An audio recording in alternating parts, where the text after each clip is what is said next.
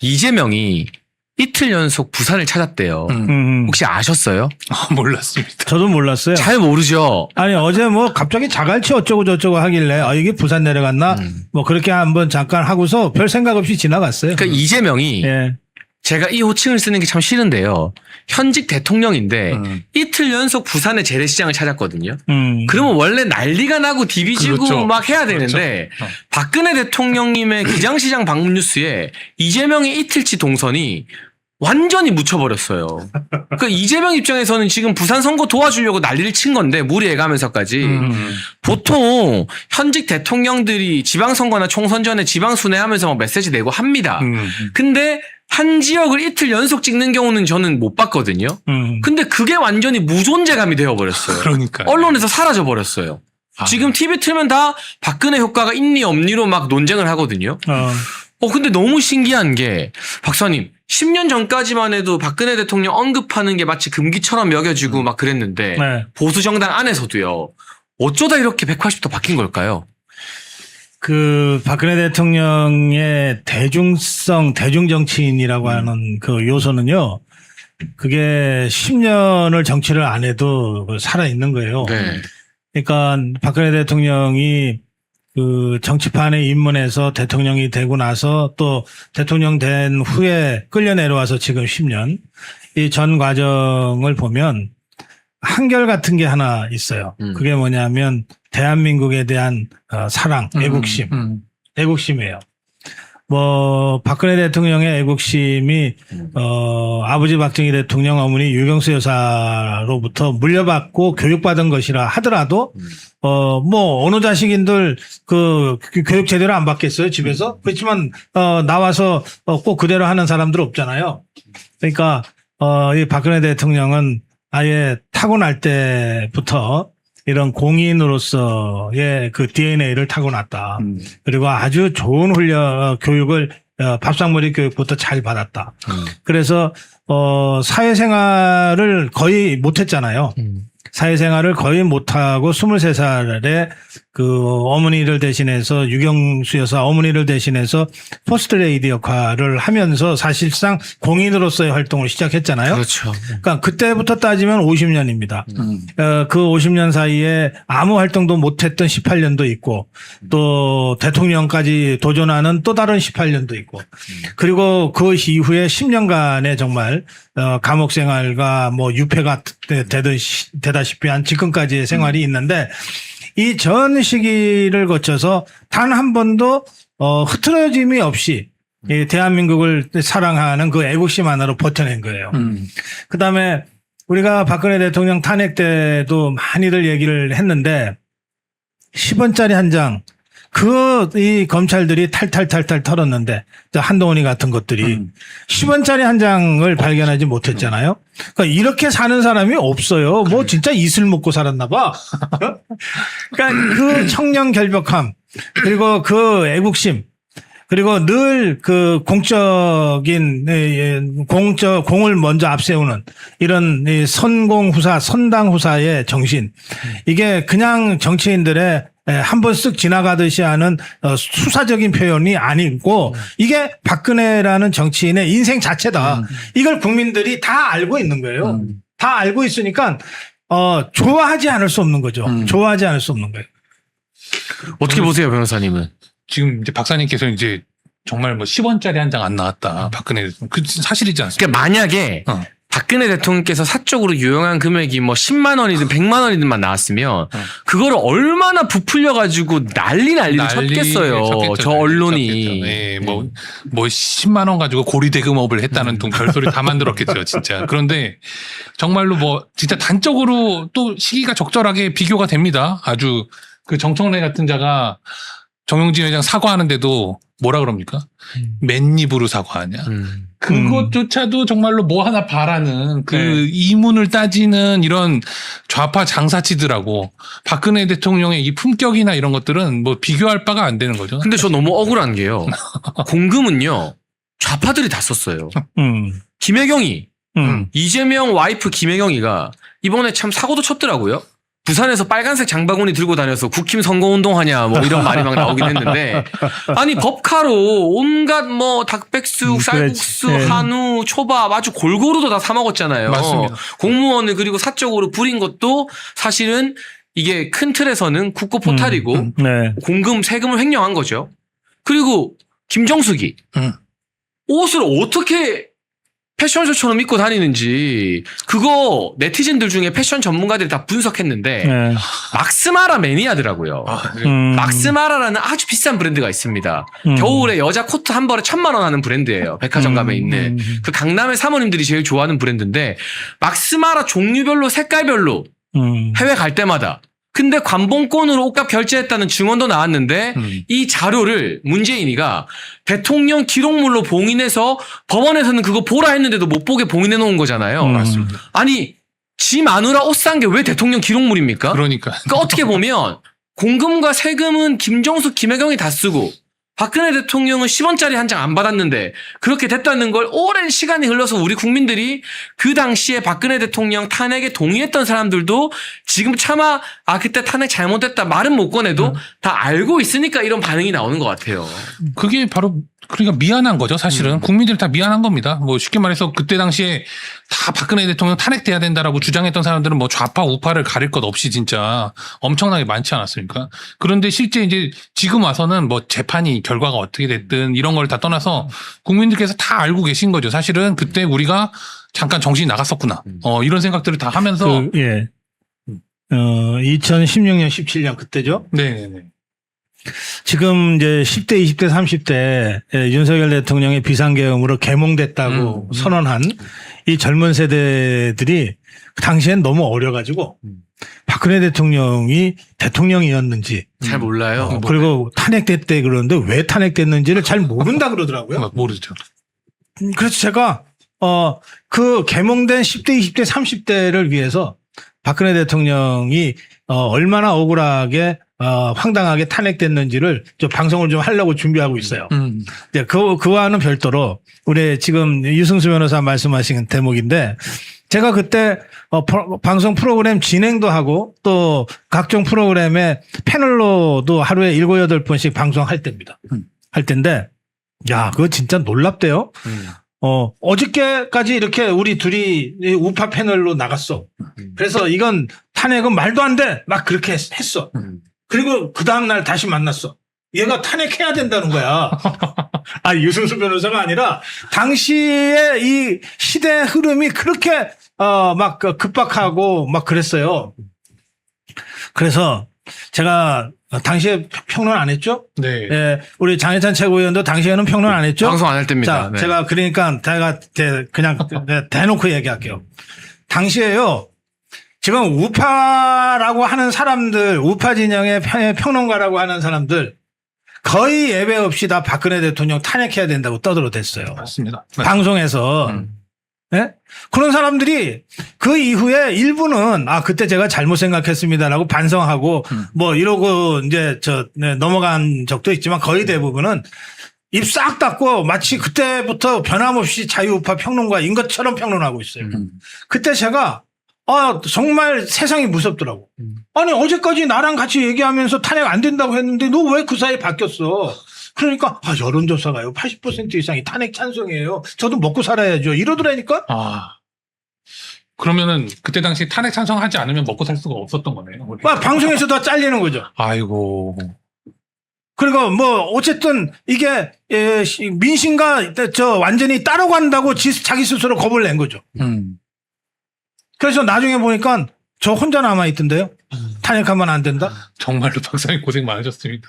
아니, 저는 결국에 우리가 뭐 부정부패라는 개념이 있잖아요. 그러면 이제 부정부패는 이제 아주 작은 의미, 좁은 의미로 보더라도 이재명 같은 자가 부정부패라는 건 아무도 이론이 없는데 이제 예를 들면은 우리가 쉽게 말해서 자기의 신념이나 자기가 보고 있는 어떠한 그런 현상도 사실 여론에 따라서 내가 진짜 뭐 먹고 사는 길이 막힐까봐 뭐 그 신념을 바꾸고 거기에 뭐 편승해가지고 똑같이 마녀사냥에 동참하고 하는 것도 사실은 저는 넓은 의미에서 부정부패라고 봅니다. 제가 그래서 이 윤석열 대통령이 탄핵 국면에서 이제 위기에 처했을 때 그때 생각이 나는 거예요. 박근혜 대통령 때 생각이 나는 거예요. 그래서 제가 방송으로 계속해서 얘기한 겁니다. 윤석열 대통령이 왜 계엄을 했는지를 국민들한테 직접 설명해라.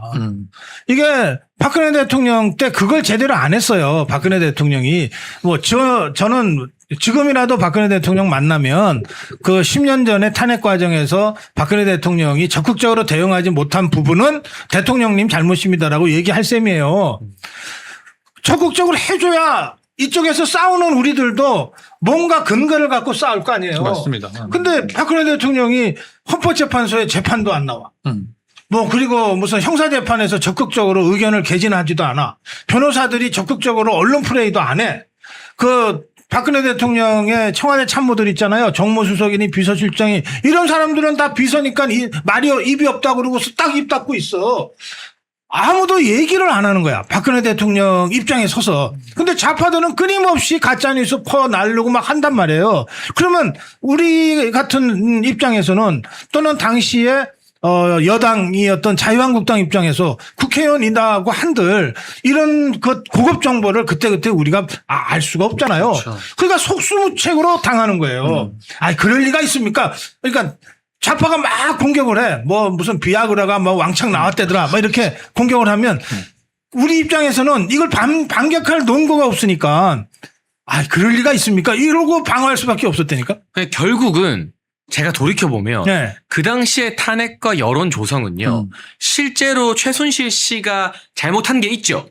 그 최순실의 잘못만 잘못이었다. 네. 최순실이 박통의 총애를 믿고 잘못한 거다였으면 탄핵 안 당했어요. 그렇지. 근데 좌파들이 만든 네. 그 태도와는 미래가 어떻고 링거를 맞고 아까 말씀하신 입에 담기도 싫은 그런 약이 어떻고 하는 그 수많은 가짜뉴스 프레임에 대응을 못해서 국민들이 지금 미안해하는 게 진짜 지금 돌아보면 말도 안 되는 낙검수 음모론인데 그러니까. 그때는 그게 너무나 그냥 넘쳐나고 그때 언론에서 방송에서 적극적으로 말하니까. 대응을 안 하는 바람에 네. 우리 국민들도 그게 사실인가 보다라고 믿을 수밖에 없는 상황이 돼버린 그랬던 거야. 거죠. 그래서 다들 탄핵은 불가피한가 봐.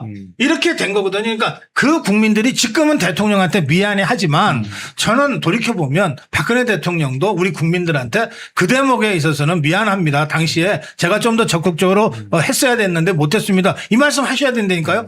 그래서 제가 그때의 잘못을 다시 보면서는 안 되겠다 싶어서 윤석열 대통령한테 적극적으로 국민들한테 알려야 된다고 제가 목이 쉬도록 제 방송에서 얘기한 거예요. 그리고 윤석열 대통령이 실제로 그렇게 했죠. 그러니까 이제는 윤석열 대통령이 왜 계엄을 할 수밖에 없었는지에 대해서는 자유파 국민들이면 다 알잖아요. 알죠. 그리고 그 과정에서 윤석열 대통령의 메시지를 보고 개몽되는 거 아닙니까? 윤석열 대통령의 사진 보고 개몽되는 게 아니잖아요. 그러니까 그런 점에서 우리가 이후에 앞으로 이런 국면이 다시는 없어야 되겠지만 혹시나 또 똑같은 어려운 상황에 처했을 때는 다른 건 몰라도 우리의 직접 메시지만큼은 포기해서는 안 된다. 그리고 지금 우리가 오늘 이게 메인 주제는 아니지만 네. 이야기 나온 김에 그때는 또 유튜브가 활성화되지 않았다는 것도 맞습니다. 큰 차이인 것 같아요. 예, 그렇죠. 기성 언론과 레거시 미디어들이 지금도 얼마나 말도 안 되는 바람몰이를 합니까? 우리가 부산 북구갑의 한동훈 케이스만 봐도 알 수 있듯이. 네. 근데 그걸 유튜브가 외신을 보고 직접 취재하고 해서 바로잡는 진실들이 굉장히 많잖아요. 그러니까 그런 어떤 시대적 변화, 그런 것들 때문에 지금 온 국민들이 박근혜 대통령에게 더 미안함과 안쓰러움을 느끼면서 열광적인 환호를 보내주고 있는 것 같아요. 그렇죠. 네. 이것도 메인 주제는 아닌데 지금 유튜브 말씀하시니까 그때 잘못된 유튜브에 나갔죠. 결과적으로 봤을 때 그렇잖아요. 지금 생각해보면 정말 끔찍한 거 아닙니까? 정말. 예, 그렇습니다. 이재명 운운하고 있으니까 거기는. 예. 정규제 말씀하시는 거죠? 네. 참 그렇습니다. 그러니까. 제가 어제도 방송 중에 이 말씀을 드렸는데요. 정치인에 대한 평가는 시간이 조금 지나서 이루어지는 거다. 그러니까 그 당시 시점이 아니라 10년이 지나서 지금 문재인이는 그렇게 기세등등했지만 어디 나오지도 못해요. 민주당이 부르지를 않아요. 나오려고 하면 민주당에서 난리가 나요. 제발 문재인 나오지 마라. 너 얼굴 보면 표 다 떨어진다. 나왔다 쑥 들어갔죠 벌써. 네. 근데 박근혜 대통령이 이렇게 환호를 받고 민주당과 친한계가 거품 물고 하는 걸 보면 시간이 지나서 역사의 평가를 받는 게 정치인이라는 존재고 그건 유승수 변호사님 말씀처럼 언론인 방송인들도 마찬가지인 것 같아요. 지금 정규제 조갑제 얼마나 망가졌습니까? 그런 것들을 보면 정말.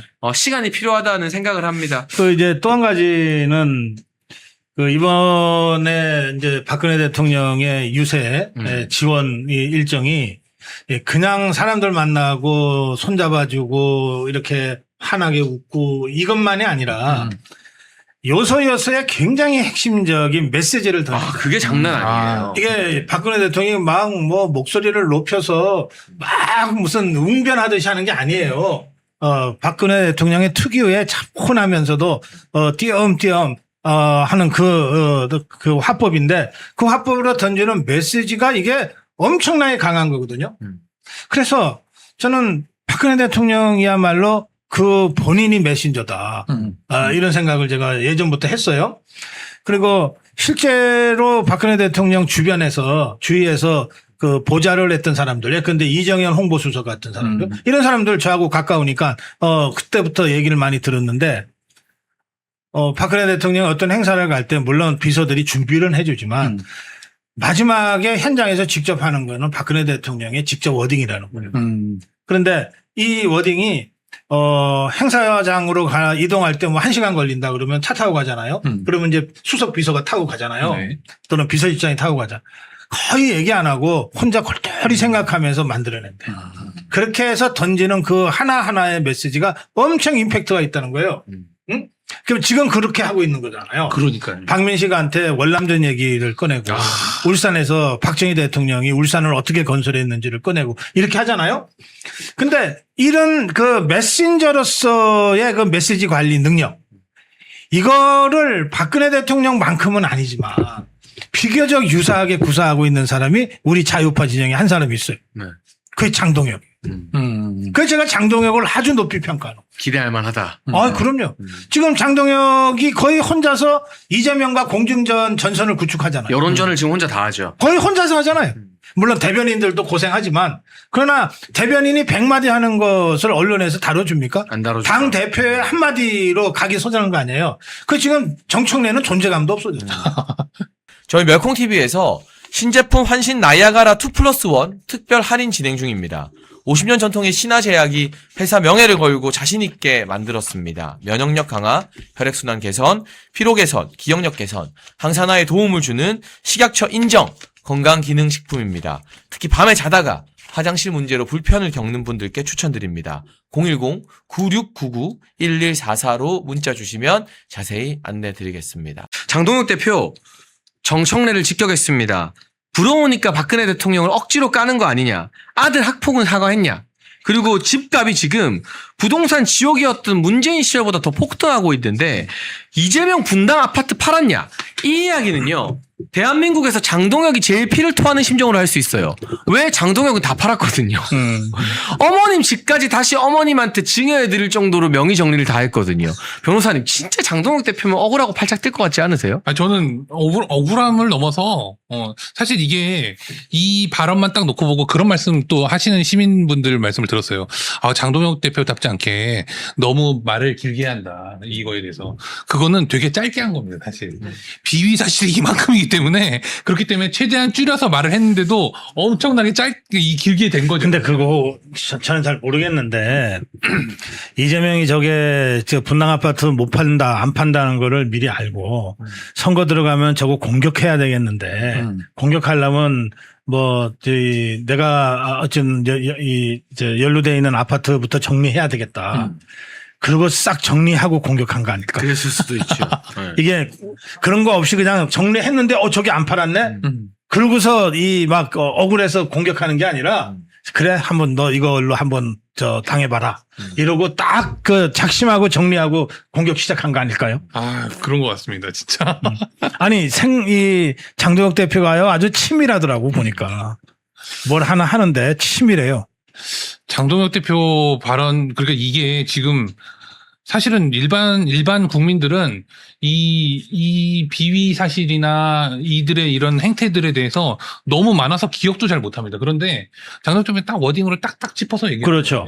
그 머리에 쏙쏙 들어오죠. 그런데 지금 결국에는 민주당이 이런 식으로 부끄러움도 모르는 집단이 그때 이제 개헌 때도 그랬습니다. 개헌 때도 장동혁 대표가 딱 한마디로 정리를 했잖아요. 무슨 헌법을 위반하고 있는 세력들이 뭐하러 개혁을 하는 거야? 그 의도가 어디에 있겠는 거야? 국민들이 다 알아듣지 않습니까? 지금 이 내용도 사실은 우리 서부 청년 중에 한 분이 저한테 문자를 보내서 그런 말씀하시더라고요. 딱 한마디로 평가를 해주시는 장동혁 대표님 요새 폼 미쳤죠. 이렇게 말씀하셨습니다.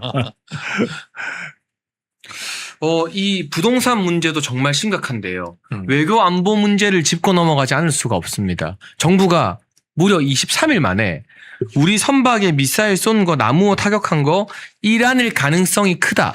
아니 이란이라도 아니고요.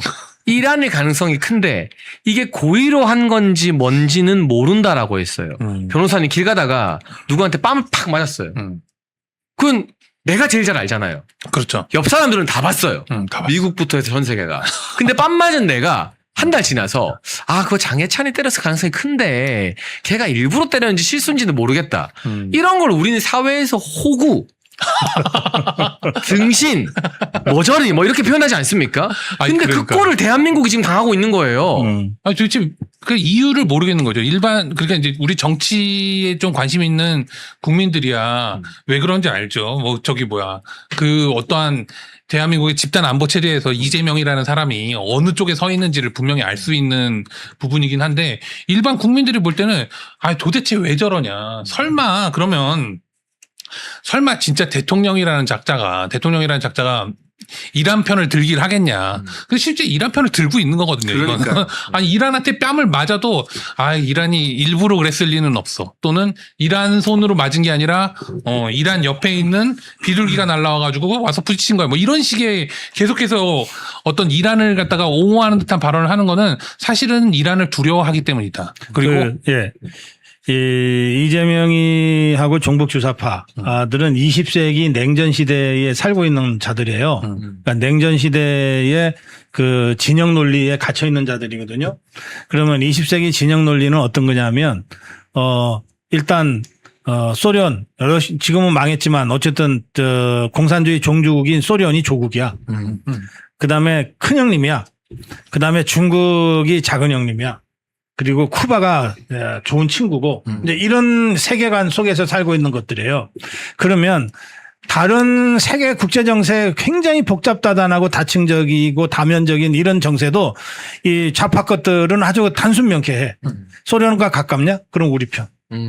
중국과 가깝냐? 그럼 우리 편. 이거예요. 그러니까 지금 이 베네수엘라의 제일 뒷배가 중국이었잖아요. 맞습니다. 그러니까 마두로가 잡혀간 것이 그렇게 막 안타깝죠. 이 이재명 입장에서는 이란의 최대 이 후원자가 중국이잖아요. 네. 그러니까 이 이란이 공격당하는 거가 자기가 공격당하는 것 이상으로 막 가슴이 아픈 거야. 맞습니다. 그러니까 막 이스라엘을 공격해야 되는 거야. 갑자기 이스라엘 네. 체포영장 나왔습니다. 그런데 느닷없이 이란이 우리 배를 공격을 했잖아. 이건 실수일 거야. 뭔가 이거 이란이 뭘 잘 모르고 실수한 걸 거야. 아니야. 이란 정부가 아니고 뭔가 이란의 무슨 정부 통제를 안 받는 무슨 다른 집단이 했을 거야. 라고 생각하고 싶은 거예요. 그러니까 이란 입장에서 생각해 보면 이란은 그럼 왜 대한민국 선박을 공격했을까? 이런 이제 우리의 상식적인. 아니, 이란은 공격 안 했지. 아니, 이재명이가 모른다 그러는데 아직까지 확실치 않다 그렇죠. 그러는데 이란이 미쳤다고 자기들이 공격했다고 인정하냐고.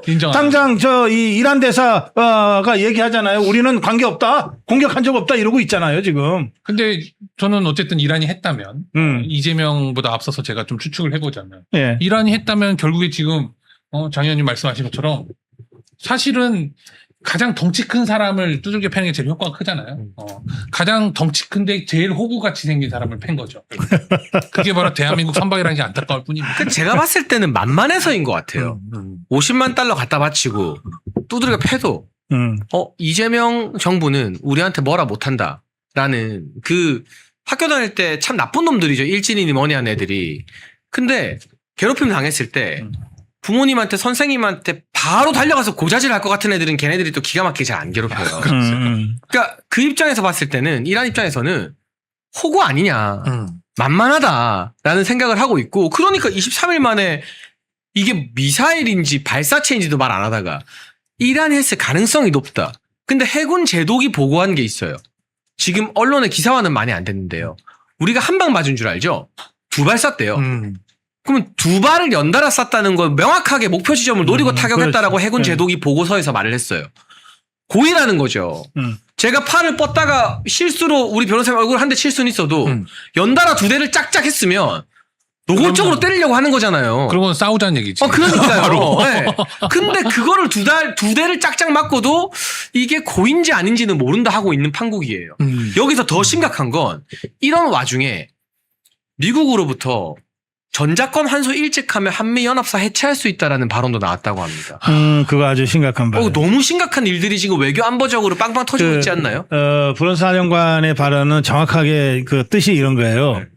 자, 너네가 조건이 완성되지 않았는데도 이를테면은 박근혜 정부에서 윤석열 정부까지는 전자권 전환 좋은데 우리가 그걸 전환해서 넘겨받을 만큼의 조건을 갖춘 다음에 하자. 언제라고 시간 정하지 말자. 이거거든요. 그럼요. 이거를 이재명이가 지 임기 끝나기 전에 어쨌든 전환 받아오겠다. 또 내년에 받아오겠다 막 이러고 있잖아요. 그러니까 미국 쪽에서는 조건이 갖춰지지 않았는데도 시한을 정해놓고 너네가 무작정 가져가면 그러면 이제 이 전시작전권을 한국군 장군이 그 행사한다는 뜻이 되는데 준비도 안 되고 조건도 충족 안 된 상태에서 한국군 장군의 손에 우리 미군 병사의 생명을 맡길 수 없다. 그러니까 지휘할 능력이 되냐 이거죠. 그렇지. 네. 지휘할 능력도 없는 너네들한테 우리 미군의 생명을 맡길 수 없다. 그러니까 한미 연합사를 차라리 우리는 해체하겠다. 근데 박사님, 그리고 돌아가겠다는 거야. 연합사 해체는 곧 주한미군 철수 아니에요? 돌아가겠다는 거예요. 그러니까 이 얘기 뭐냐면 미국이 지금 한반도에 철수는 안 할 겁니다. 안 하는데 철수할 수도 있다고 하는 이 배수진까지 쳐가면서 얘기하는 것은 전자권 전환 함부로 그렇게 하지 마라. 그러니까 자기들이 할 수 있는 최고 강도의 경고를 한 겁니다. 근데 좀 심각한 게요. 지금 여러분 잘 모르시겠지만 주일미군 사령관이 있습니다. 오키나와에도 미군이 주둔하고 있잖아요. 네, 있어요. 저 오키나와 놀러 가면 미군들 되게 많이 봐요. 맞습니다. 비행기 막 전투기 날아다니고. 삼성 장군입니다. 주한미군 사령관은 사성 장군입니다. 사성 장군. 그래서 우리에게 우선권이 있습니다. 근데 조선일보 보도를 보면 워싱턴에서 어떤 이야기가 나오냐면 전자권이 환수되면 연합사를 해체하고 주일미군 사령관을 사성으로 올린다. 그러면 주한미군이 주일미군의 하위 부대가 되는 거예요. 이거야말로 진짜 친일파들이 할 짓인데 죽창가 친일 거리는 저 이재명 정부가 이런 결과가 나올지도 모르고 위험천만한 짓을 지금 주도하고 있는 거예요. 변호사님 어떻게 생각하세요? 이게 사실은 뭐 2026년판 에치슨 라인이라고 볼 수 있는 거죠, 사실. 미국이 이제 더 이상 우리나라의 어떤 집단 안보 체제에서의 배제를 갖다가 꾀한다. 이건 사실 고 박사님 말씀하신 것처럼 곧바로 이어지는 겁니다. 사실 주한미군 철수로. 그런데 이제 주한미군이 남아있다 하더라도 실제로 전시 상황이나 어떤 비상 상황이 발생했을 때 실제로 우리나라의 어떠한 안보나 우리나라의 어떤 영토를 지키는데 기능하지 않을 것이다. 적어도 주한미군을 그대로 철수하진 않는다 하더라도 최소한의 어떠한 미국을 위한 방어에만 급급할 것이다라는 게 이미 이제 경고를 한 거죠. 그 부분을. 그렇게 해도 되겠느냐. 그런데도 근데 저들의 전략 중에 하나가 뭐가 있냐면 못 알아듣는 척하는 전략이 있습니다. 그러니까 얘기를 해도 자기네들은 그냥 안 들은 척하고 못 알아들었기 때문에 계속 그냥 잘못 생각한 거를 국민들에게 강요하는 이런 전략이 있어요. 지금 그렇게 나가고 있는 것 같습니다. 근데 이제 미국은 에치슨 선언이 있고 나서 6개월도 안 돼서 6.25 전쟁이 터진 그 뼈아픈 경험을 갖고 있기 때문에 뭐 지금 저게 그 이재명 정권, 종북주사파 정권에 대한 이 경고의 뜻이지 뭐 실제로 전자권을 넘기거나 뭐 지구들이 받겠다 그러면 뭐 아무 때나 가져갑니까? 넘기는 사람이 넘겨줘야 말이지. 그러니까 미군에 안 넘기면 못 가져가요. 그러니까 이제 그렇게 경고를 최고 수준의 경고를 하는 겁니다. 저는 이제 한 가지 더 말씀드리고 싶은 것은 역시 지난번에 뭐 이 한동훈 똘마니들, 오세훈 똘마니들이 막 그 장도혁 대표를 그거 갖고 물을 뜯고 막 그렇긴 했지만 장도혁 대표가 미국은 참 잘 갔다 온 거예요. 그때 한 열흘 가까이 미국을 가서 미국의 조야 정치인들 특히 트럼프 행정부의 핵심들과 깊은 얘기를 나눴잖아요. 네. 그러니까 이 장도혁 대표가 미국이 그 보는 세계 질서와 동북아 질서 그리고 미국이 생각하는 대중국 전략과 그 과정에서 일본의 위치와 대한민국의 위치에 대한 미국 주류 세력의 인식을 정확하게 지금 이해하고 있는 거예요. 그 기조에 맞춰서 지금 이 입장을 표명하고 있거든요.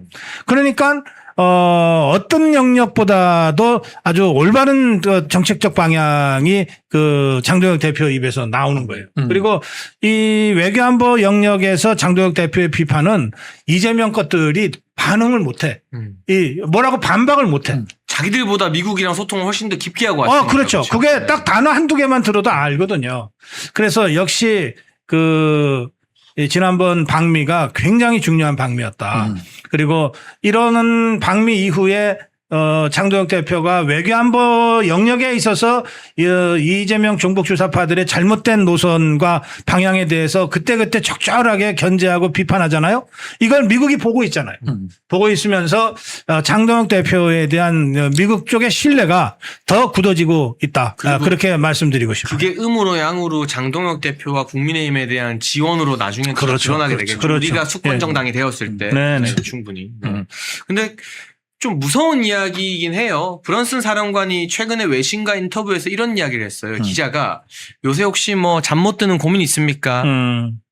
원치 않은 일이 졸속으로 추진될까 봐 내가 잠을 설친다. 그 원치 않는 일이 전작권 환수라고 대부분의 외신이 해석을 하더라고요. 그러니까 주한미군 사령관이면 어쨌든 미국 사람이잖아요. 네. 그 미국 사람이 우리 대한민국과 이 대한민국 안보에 가지고 있는 애정이 지금 저 이재명이나 방위 출신이라고 알려진 안규백 국방부 장관이나 이런 사람들보다 훨씬 더 깊고 두텁구나. 네. 이걸 좋아해야 될지 슬퍼해야 될지 모르겠어요.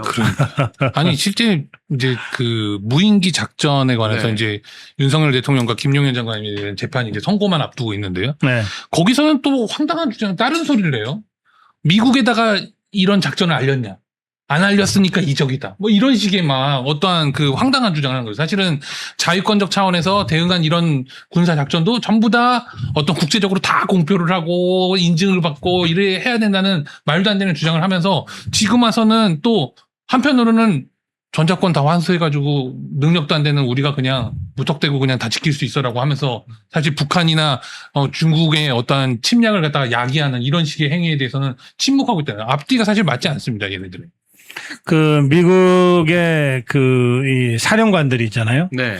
지금 미국의 뭐 이란 전쟁을 총괄하는 사람은 중부군 사령관이지만 이를테면 그보다 더 세계 전략에 그 큰 영향을 미치는 건 인도 태평양 사령부 그렇죠. 사령관이잖아요. 그렇죠. 네.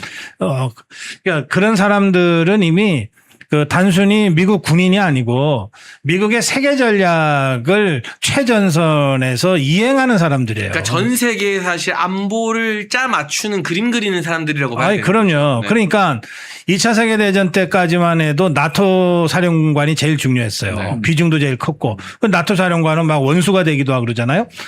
근데 그거는 그 나토에 소속해 있는 20여 개 국가들의 내부 사정까지를 꿰뚫어 보면서 현장에서 판단을 하고 대통령과 의논을 하거든요. 미국 대통령과. 지금 인도태평양 사령관이 그런 역할을 하는 것이고 주한미 사령관은 이 인도태평양 지역에서도 언제 불똥이 튀어도 이상하지 않을 정도의 가장 위험한 지역의 현지 군 사령관이에요. 그렇죠. 네. 그러니까 더구나 유엔군 사령관을 겸직하고 있잖아요. 미 8군 사령관만 아니라 한미연합사령관이자 동시에 유엔군 사령관이거든요.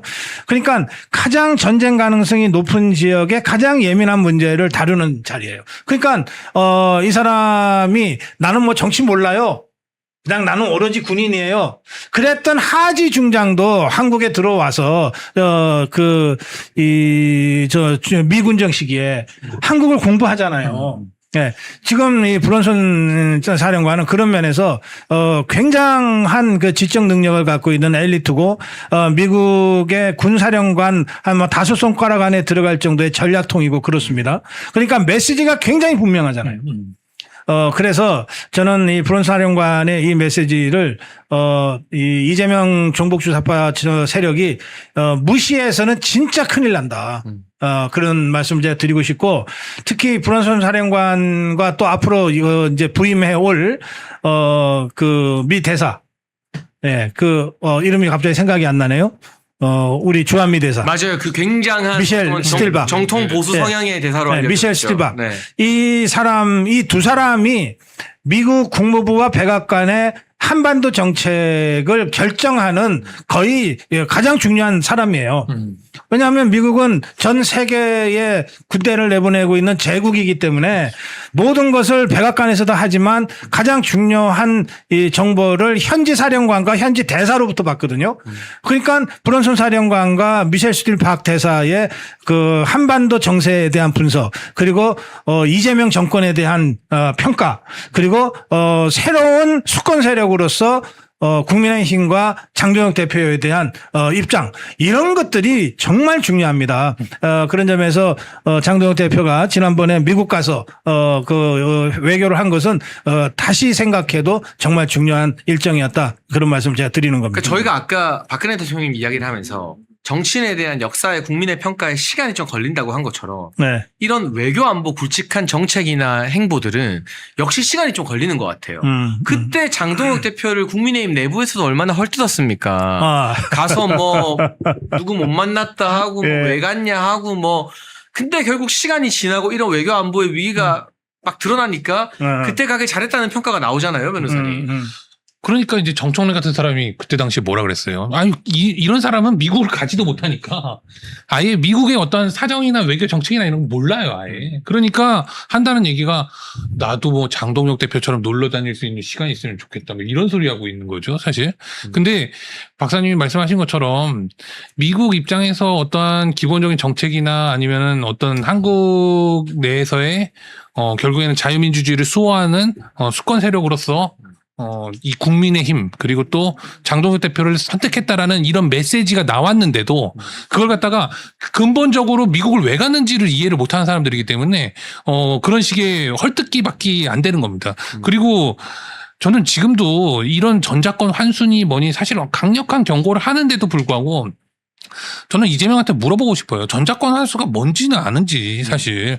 전작권 환수에 대해서 어떤 의미를 갖는지 자체를 본인이 고민한 게 없고 그냥 좌파들, 극좌들이 그렇게 막 떠들어대는 뭐 주한미군 철수니 이런 게 무슨 영향을 미치는지도 모르면서 계속 떠드는 겁니다.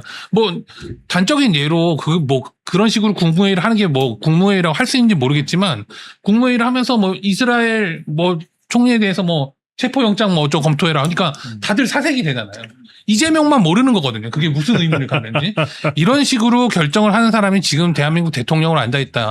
아주 위험한 상황입니다. 정말. 네. 네, 저희가 이 외교 안보상의 위기까지 짚으면서 반드시 이번 지방선거와 재보궐선거에서 투표를 해야 된다라는 이 설명을 쭉 드렸는데요. 솔직히 말하면 약간 이제 막간에 우리끼리 좀 편하게 수다를 떨자면 서울이 이길 것 같거든요. 근데 그러니까 뭐 배현진부터 시작해서 뭐 서울의 친한계 당협위원장들이 오늘도 페이스북에 장동혁 대표 욕하고 막 봐라 오세훈 한동훈 뭐 우리가 정답이다 이런 글을 올려서 제가 멸콩TV에서 얼마나 열심히 여러분 마음에 안 들어도 오세훈 찍어야 됩니다 했는데 솔직히 딱 하기가 싫어지더라고요. 근데 그래도 이건 박근혜 대통령님 말씀처럼 나라를 지키는 선거이기 때문에 투표는 하셔야 되는데 진짜 이 일주일 남았으니까 하는 말인데 진짜 오세훈 시장과 그 주변 인물도 정신 차려야 돼요, 박사님. 그렇지 않습니까? 예. 제가 사실은 오늘 저희 고성국 TV에서 김민수 최고위원, 조광한 최고위원을 차례로 모시고 제가 그 질문 드렸어요. 우리 자유파 국민들이 오세훈이 찍어야 되냐, 양양자 찍어야 되냐고 질문하신다. 그래서 제가 이렇게 대답했다. 나한테 물어보시면 나는 안 간다. 나는 안 찍는다. 그런데 장동혁 대표가 찍으라고 하면 찍겠다 그랬어요. 제가 그동안 그렇게 답변을 피했어. 그리고 오늘 그 김민수 최고위원하고 조광한 최고위원한테 그 질문을 했어요. 이렇게 질문하시는데 나는 이렇게밖에 대답 못 하겠다. 근데 답변해라. 그랬더니 김민수 최고위원도 조광한 최고위원도 장동혁 대표도 같은 마음이실 거다라고 하면서 예, 5월 동주라는 5월 동주 그래도 강을 같이 건너야 되지 않습니까? 네. 또 솔로몬의 재판, 네, 친어머니의 심정, 이런 말씀들을 하면서 그래도 오세훈 찍고 그래도 양양자 찍어야 됩니다. 이렇게 답변을 하시더라고요. 그래서 제가 그 두 분의 딱한 사정 100분 이해가 되고 어쨌든 장동혁 대표도 그런 심정이라고 하니 제가 오늘부터는 오세훈 찍자, 양양자 찍자 하겠습니다. 제가 그렇게 방송을 마무리했어요. 네. 그런데 지금 이런 얘기도 저는 계속 듣고 있어요. 한동훈 똘마니들이 당협위원장을 하고 있는 곳이 몇 군데 있어요. 그렇죠. 이것들 근데 그 지역에도 국회의원 그들이 국회의원 하거나 당협위원장 하는데도 시의원이나 구의원이나 구청장 후보는 있잖아요. 그렇죠. 네.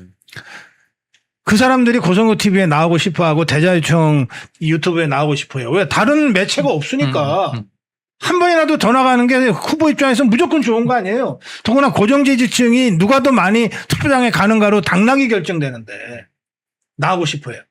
근데 한동훈 똘마니들 당협위원장 현역 의원들이 막고 있다는 거예요.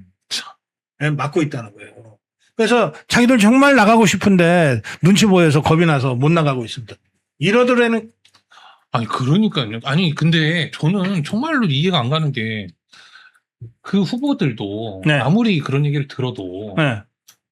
상식적으로 판단이 되잖아요. 자기 옆에 배현진이 있어요. 표에 도움이 되겠습니까? 안 되겠습니까? 아무도 떨어지면 떨어지지 무슨 한 표라도 도움이 되겠습니까? 그러니까 고성호 팀이 나오면 도움이 되겠어요? 안 되겠어요? 본인이 당연히 도움이 되죠. 우파 국민들이 지지를 해주시는데 이런 얘기를 가지고 사실 배현진이라는 인간에 대해서 제가 오늘 이제 여기 나온다 그래가지고 제가 한번 검색을 해봤습니다. 네. 뉴스가 한 일주일이냐 2주일 전까지 계속 장동혁 욕하는 뉴스만 계속 배현진이 나왔어요. 맞아요. 그 뒤로 아무것도 없었습니다. 그러니까 실제로 그러니까 그 얘기는 뭐냐면 오세훈이라는 이 지금 어떤 지지율이 이제 전체적으로 지금 박근혜 대통령 등판과 함께 어떤 바람이 불면서 장동혁 대표가 그렇게 닦아놓은 그 지지율을 기반으로 해서 역전되기 시작할 때 바람이 불기 시작할 때는 단 한마디도 못하고 실제로 거기에 기여한 바도 없기 때문에 배현진은 아예 언급도 안 됐었습니다. 그런 인간이 지금 와가지고 이제 오늘 장 의원님 말씀하신 것처럼 내가 해냈다 이거 아니에요 지금? 정말로 추악하기 짝이 없습니다. 단 한 표도 도움 안 됩니다. 이런 사람은 정말.